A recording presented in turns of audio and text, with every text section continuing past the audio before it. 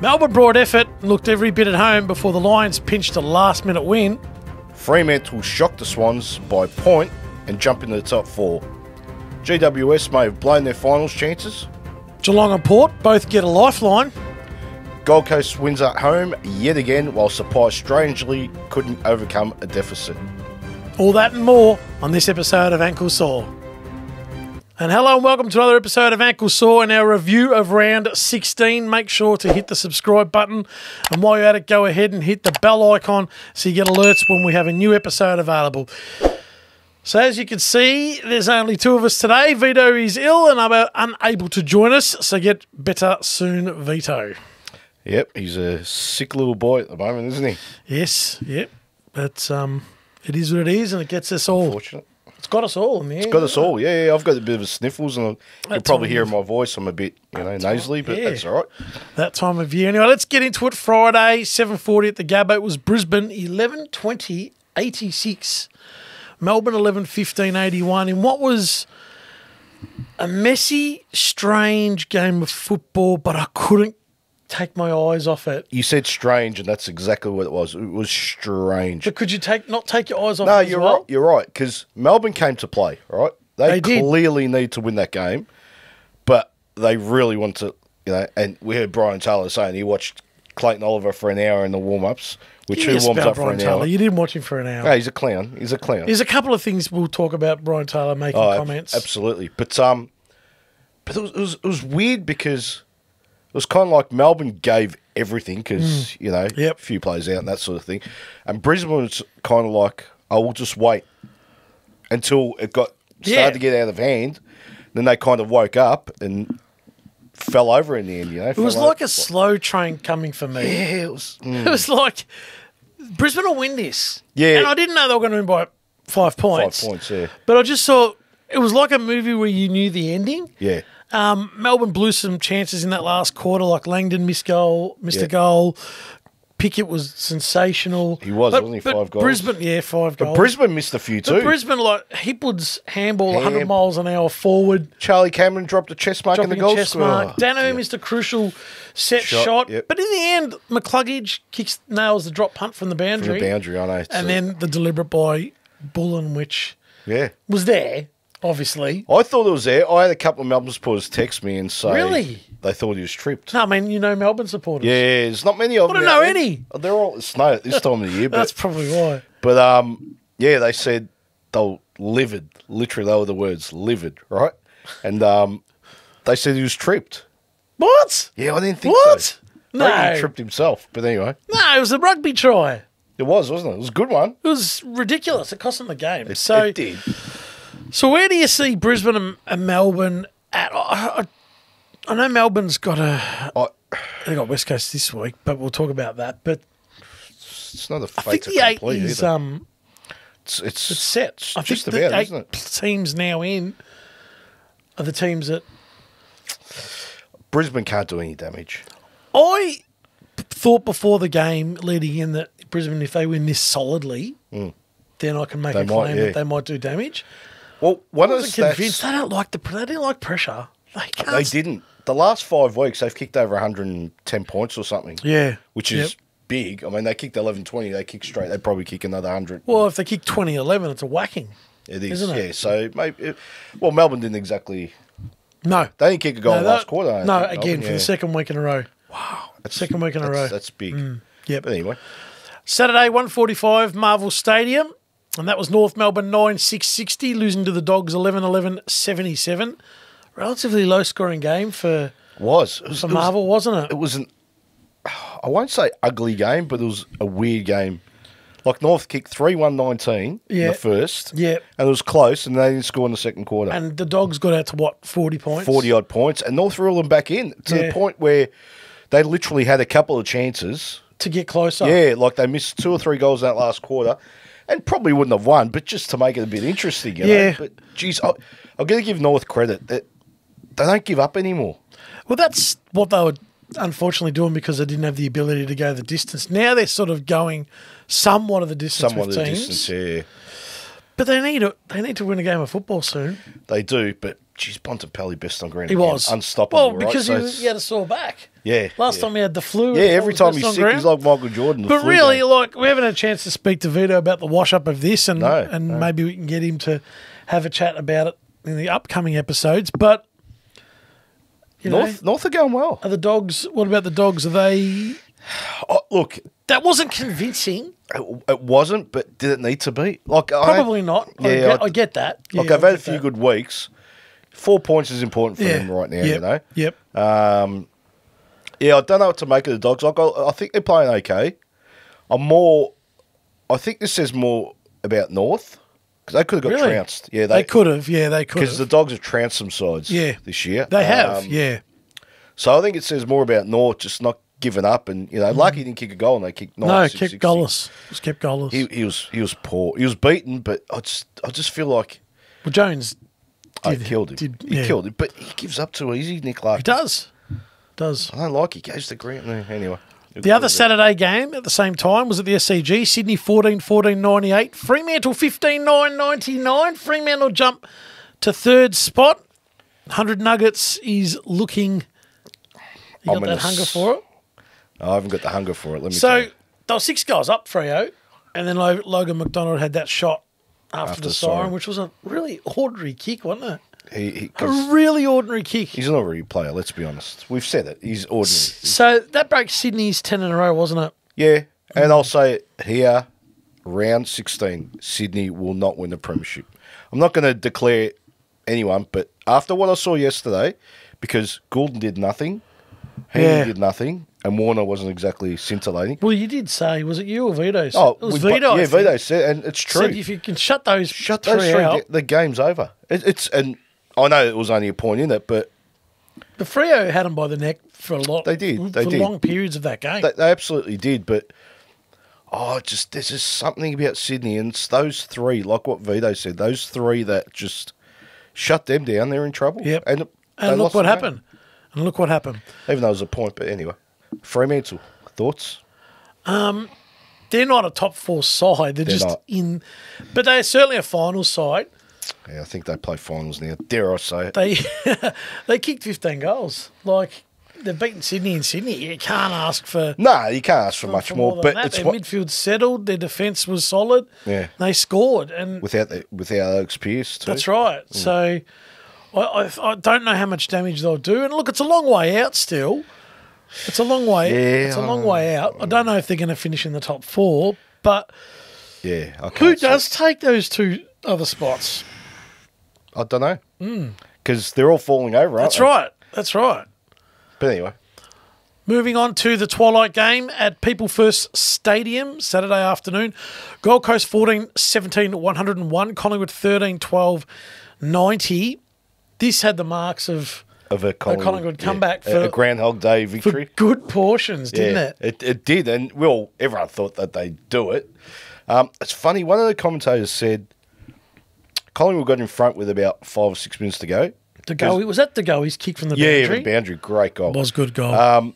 Gold Coast not put your cue in the rack, but they were trying to hold on, right? Which, that doesn't work, right? Yeah. Like 10, 12 minutes out, doesn't work. And one of the commentators said it was good that Collingwood got in front because it made Gold Coast push forward and to try and score. Try and win the game, yeah. Clearly. Yeah. But it just amazes me how teams just, they're 4 points up and they try and, with 12 minutes to go. No. See it all the time. How do you get in that position? You get in front because you're playing well. So play that football. And then they have to lose a lead to get it back. I thought Ben Long's goal to get it was a magnificent. And he had a hand in the other. Yeah, he did. The sealer as well because he got that ball. He's been good for them. But again, I'm not taking them seriously. That was went away from home, mate. That was my next question. Nah. Like, they've won all their games at home and they haven't won one away. Well, they're 2, what do you call their 2 Northern Territory wins? But they're home games for them. They play 2 in a row. It's like a home game for them, This week's the litmus test. Against North. They get a chance to win away. I don't think they can make finals. I hope not. I don't want to. They don't deserve to play finals. Like, let's be honest. Imagine winning every game at home and playing finals and not winning away. Do you reckon it's happened? I reckon. Oh, I don't think so. No, but off the top of my head, I've never really heard of anyone do it. Yeah. At Collingwood? Oh, geez, Dacos was sensational. They were both sensational. but Nick almost off his own boot. Yeah, again. Yeah, and that's what worries me about Collingwood. Like last year, but what do you think of how forward? Touch and go. I mean, Collingwood's biggest problem is that what their lead. No. Because they've beaten sides. Yeah, their defence is crucial. Yeah, it's fantastic. It's vital. So putting Howe forward, that hurts. It took one out, but it's vital. It's vital. Yeah, Dacos just needs to do too much for them. Well, yeah, they need another match winner. Not another match winner, but De Goey's the one. He's the one. Pendlebury comes back. I know Pendlebury's Pendlebury, but it just puts stability back in that side. But I just think defensively, they were relying on Darcy Moore at the end there. I would have pushed Howe back. Howe didn't go back, did he? He stayed forward. So it's funny you should say that because they're missing one guy, and his name's Mason Cox. So if he's in the game, he plays forward, and Howe never needs to go forward. So that upsets them, Yeah, it's interesting. I don't know, Collingwood. I don't know where they're at. I don't know. I'm sceptical. 1 week you think they're good enough to play top to make the top four to win the grand final, win the flag, and then they go another and week lose you go, like this. don't make it. But how much damage can they do? It's difficult at the moment. That's true. Saturday night, 7:30, Adelaide Oval. Adelaide 13-16-94. Defeated GWS 12-6-78, but that 16-point margin was what do they say? It flattered GWS. It flats what's what I'm looking for. They were like the best part of 6-7 goals down at one they stage. Smashed them. I'll pat myself on the back. I picked Adelaide. You laughed at me. Yeah. Especially Vito. Yeah. He laughed at me saying... I was going to say who... don't be silly, GWS. Who picked Adelaide? Oh, you picked Adelaide too. I picked Adelaide. Yeah, we picked Adelaide. Vito didn't. Well...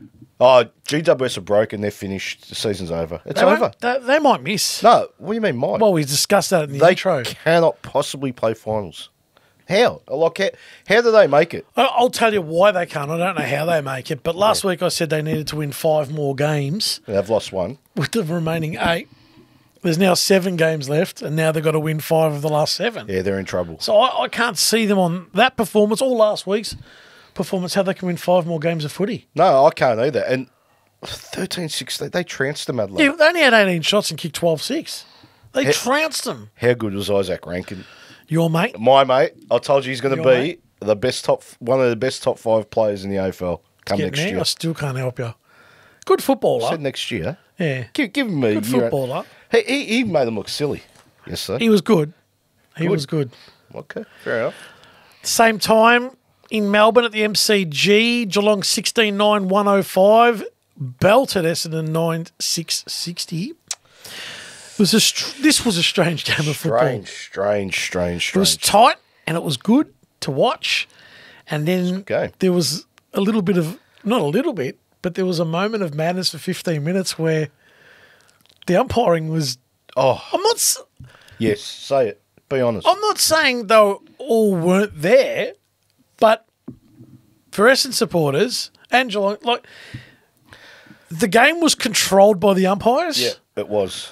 So I'm not saying all those free kicks were there or weren't there. It was just 15 minutes of madness where the umpires just constantly blowed their whistle for free kicks, and it was going Geelong's way. They got a fair rub of the green in that 15 minutes.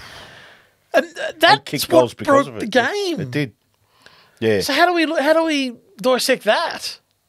Where's Essendon at? Well, that's a belting. I was disappointed in Essendon. I got it 9-6-6. Yeah, okay. Before that, I think they looked out of sorts. There was something missing. They just did that. They didn't have the run-off halfback. Langford, he's gone missing. Yeah, well, I've decided that Essendon next year to go forward need another forward. And Peter Wright, I don't think there's room for you next year in that forward line. That's a big call. He cannot kick a football. He is just playing on his own interests. When he's not, he looks ordinary. Playing on his own interests? What's Peter Wright playing in. Well, he's so just plays for himself. That's right. And so is Jake Stringer. Let's be honest. Jake Stringer plays with heart though. Peter Wright's. What's Peter Wright serve? He sprayed 3 balls last night. 2 metre Peter. Yeah, but it was wet. Okay. To be serious. Hang on. Stop right there. You're going to say that you're going to play the wet card on me, are you? Let me clear my throat. Andrew Dillon, do yourself a favour, please, tonight. Or when you see this video, think to yourself, should I be the CEO of the AFL? The answer is no, but you should be looking in the mirror and asking yourself, why are you worrying about state of origin all of a sudden? Because there was 90,000 people on Wednesday night at MCG, and then there was a game Thursday night, and we don't play Thursday night football. How about you worry about getting the umpires correct, making them full-time, number one, putting a roof over the MCG. Really? I'm sick of it. Do you know how much that would cost? Nah, not much, mate. What's not much? Look, you can put an umbrella type thing. Oh, yeah. No, that's a fact. It retracts. Where's the stadium that has that? In Germany, they're building one, right? So it retracts into a thing. But it's 2024. Why are they building a stadium in Tasmania that has to have a roof, right? Because it's 2024, right. 2028, whatever. Let's get with the times and stop. No one gives a shit about state of origin. So get that out of your head. Forget about this rubbish. Fix the umpiring, fix the game, fix the Thursday night footy, put roofs on stadiums, and get out. You and Laura Kane, get out. I can't handle it. I'd like the state of origin concept. I always did. I don't know how they would do it. We all loved it 30 years ago. I don't know how they would do it. Hang on. Who played last night? What was the game in Adelaide last night, South Australia? Who played? Well, Adelaide GWS. Yeah, there's an interstate game. Yeah, there's a state of origin. No, it's not because there's no origin. That's the state of origin. No, it's not. Okay, so who's playing today? West Coast and Hawthorn. Yeah, but how many WA players are playing in that? But my point is, we're a truly national competition. We are. The NRL are not. Well, they have interstate sides. You've got Queensland sides, New South Wales sides. That's right, and that's who plays. And there's one Melbourne side. But you could play for New South Wales. I understand but play for Queensland. But because they don't have teams all around the country, I know, it means more. Like even the NBA have the East Coast and the West. But it's not a contact sport. It's different. I know. It's not going to happen. I probably won't, but I still love it. And great, go watch. Don't tell me. Footage. Don't give me Adelaide GWS last night. It was New South Wales, South Australia. You're better than that. But that's where they come from. No, it's just two. One's from New South Wales, from that's where the clubs are based. Well, you know, how many Adelaide players played in that Adelaide side? How many New South Wales players played in that GWS side? So who plays state of origin? There'd be more interstate players playing for Geelong than there was GWS for the state. So who plays state of origin then? Who plays? There's players coming out of Gold Coast now. There's players coming out of Sydney. There's players coming out of Melbourne, Tasmania, that's right. Perth, anyway, Adelaide. Yeah, you're right. Yeah, I know what you mean. It's impossible. Depends on what the breakdown is. It's not for us. It's not for our competition. So Essendon, that's Geelong. Geelong will play finals. They got a lifeline. Yeah, bad. They got a lifeline. Bad. That's all in that game? Yep. The Sunday early game, Marvel Stadium, St Kilda 8-12-60, Port Adelaide 8-14-62. 60 points, St Kilda. When are people going to... You said last week, or when they played 2 weeks ago, it wasn't your fault. You were just reading. You said, and they kicked 100 points. But they did. And I said, it's one out of the box, isn't it? 60. When's the club? When's St Kilda? When are you going to understand? Get rid of this donkey coach. He's destroying football. When's the AFL going to seriously ring up St Kilda and go, we can't have this? What about St Kilda as a whole though? They're 5-10. No. They're horrendous. They're sleepwalking through their games. Like they're not even. What are they doing? What are you doing? They come from 3 goals down again. Like was it you or Vito? Yeah, I say it. They're always behind. They come from 3 goals down. They throw everything They throw everything in for 20 minutes and lose. What are they doing? Oh, they're hopeless. Now I know you're going to say Ross Lyon, get out. I know you'll do that. Oh, it's true though, isn't it? Let's be honest. It's him. But it's him. Haven't you seen the Uber Eats ad where he's screaming? Oh yeah, that's a good ad, that isn't it? Max King. Why is he playing Australian rules football? It's over for him. Well, how's he get a game every week? Yeah. He doesn't touch the ball. He's useless. He must be. Now, there you go. Max King to Essendon. Essendon need it all.